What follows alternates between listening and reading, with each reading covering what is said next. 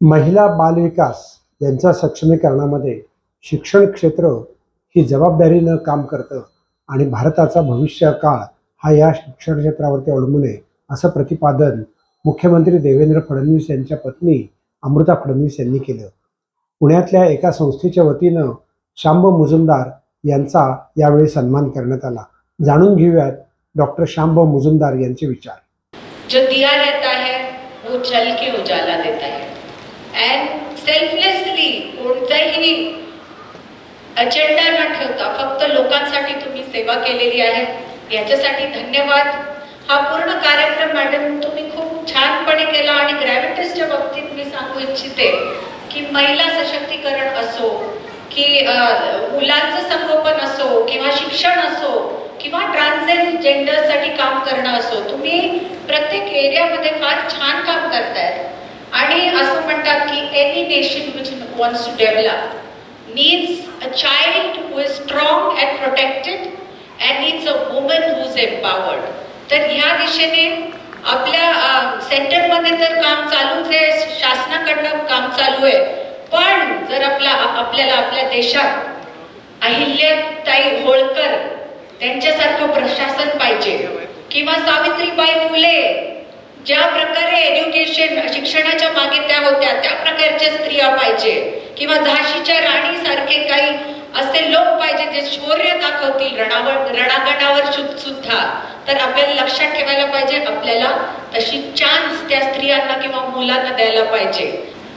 पण त्यांचं एकंदर बोलणं, त्यांचं सुंदर हसणं आणि त्यांचा आग्रह आणि हात इतका होता, इथं पुरस्कार स्वीकारण्याशिवाय मला गत्यंतर नव्हतं. तुमचं स्वीकारलं हे बरं झालं, पण त्यामुळं त्यांचं कर्तृत्व किती मोठं आहे हे मला पाहायला. पुण्यामध्ये अनेक सामाजिक संस्था आहेत, आपापल्या परीने ते चांगलं कार्य करत असतात.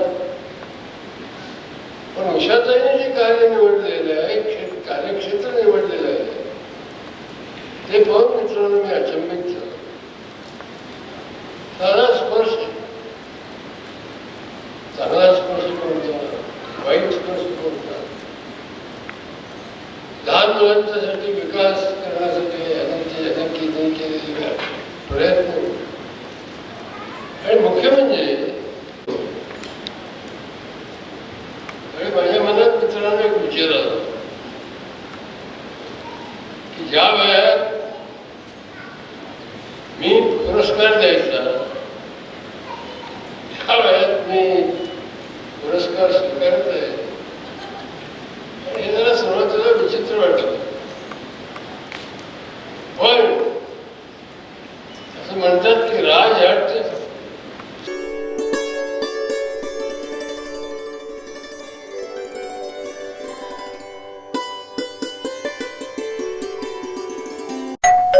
अहो उठा ना, ऑफिसला नाही का जायचं? अगं मला आज फ्रेशच वाटत नाही, काही करायची इच्छाच नाही. अहो मग तुम्ही आजपासूनच न्यू युनायटेड फार्मसीचे गुड मॉर्निंग चूर्ण घेणं सुरू करा. अपचन, मलावरोध, बद्धकोष्ठ, आम्लपित्त आणि पोटाच्या तक्रारींवर खात्रीशीर आयुर्वेदिक उपाय. गुड मॉर्निंग चूर्ण. 35 वर्षांपासून सगळ्यांच्या पसंतीचे गुड मॉर्निंग चूर्ण औषधांच्या प्रत्येक दुकानात मिळते.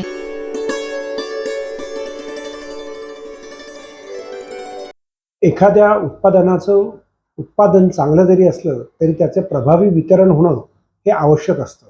याकरता मराठी चित्रपट महामंडळ आता पुढाकार घेणार आहे असं एका कार्यशाळेमध्ये मत व्यक्त करण्यात आलं. आणि म्हणून परदेशामध्ये गेल्यानंतर जेव्हा मराठी बांधव मला भेटतात, भगिनी भेटतात, तर त्यांची एक खंत असते की परदेशामध्ये आम्हाला मराठी चित्रपट बघायला मिळत नाही. आपण निर्मात्याला ग्लोबल करत असताना चित्रपट देखील ग्लोबल झाला पाहिजे ही भूमिका निर्मात्यांची असली पाहिजे.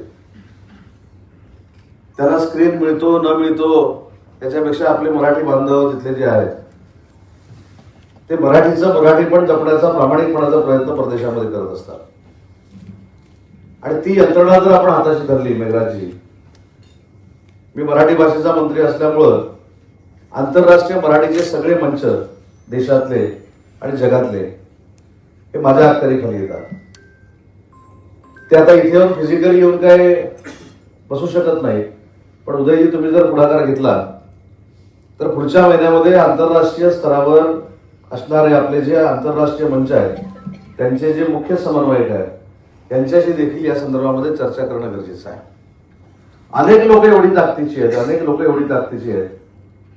जेव्हा महाराष्ट्रीयन मंत्री म्हणून मी तिथे गेलो तेव्हा एका महाराष्ट्रातल्या माणसाची 2,000, 3,000 कोटीची इंडस्ट्री आहे आणि ती इंडस्ट्री तिथल्या लोकांमध्ये देऊन मराठी लोक चालवतात.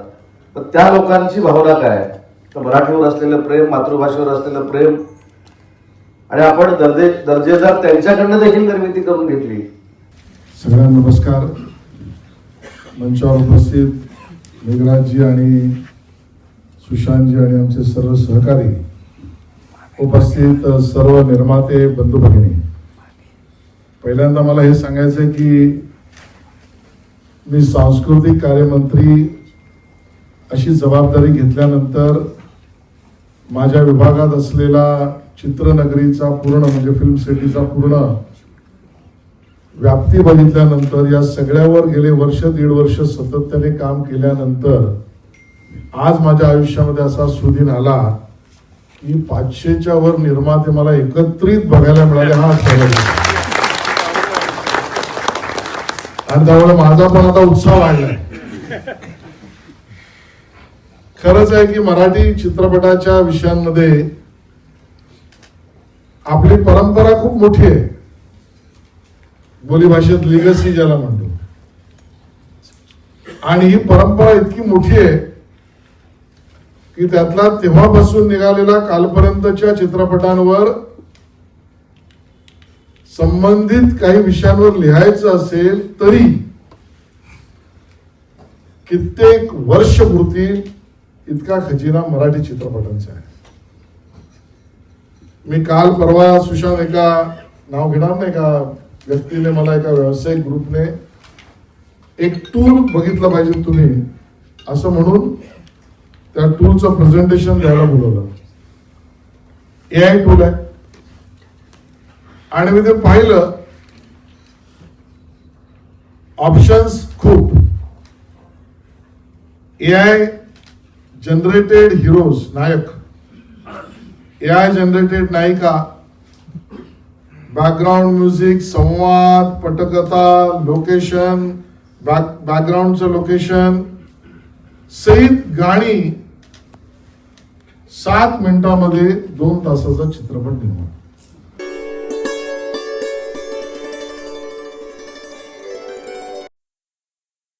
नमस्कार प्रेक्षको, सी न्यूज पुणे वृत्तदर्शनमध्ये आपलं स्वागत. आता आपल्याला चाहूल लागतीये ती 15 ऑगस्टची, रक्षाबंधनाची आणि त्यानंतर येणाऱ्या गणेशोत्सवाची. या गणेशोत्सवामध्ये असा अंदाज आहे की किमान 5 कोटी लोक पुण्यामध्ये गणेशोत्सव पाहण्याकरता येतील. यावर्षी सर्व गणेश मंडळं ही अतिशय धडपडीनं, उत्साहानं काम करताना दिसून येत आहेत. आणि गणेश मंडळांमध्ये आता आधुनिक तंत्रज्ञानाचाही समावेश झालेला आपल्याला दिसून येतो. पण मिरवणूक 36 तास, 40 तास, 35 तास चालवायची का, हा देखील प्रश्न आता मंडळांनी घेतला पाहिजे. याकरता पोलीस कमिशनर आता पुढाकार घेऊन गणपती मंडळांची चर्चा तर करतीलच, पण सर्वसामान्य नागरिकांना त्याच्यामध्ये आनंद घेता येण्याकरता आपण हा गणेशोत्सव मोजक्या स्वरूपात, योग्य वेळात आणि सर्व गुणवत्तेसह पूर्ण करायला हवा. पाहत रहा सी न्यूज पुणे वृत्तदर्शन.